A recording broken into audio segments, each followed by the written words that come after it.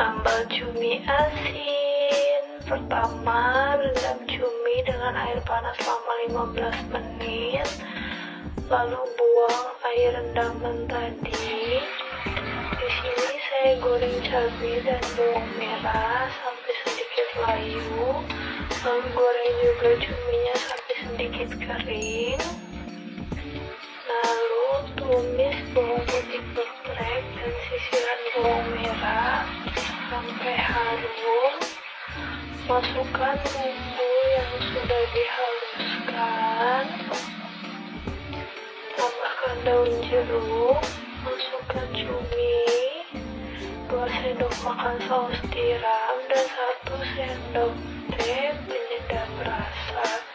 Jangan lupa koreksi rasa dulu sebelum disajikan ya.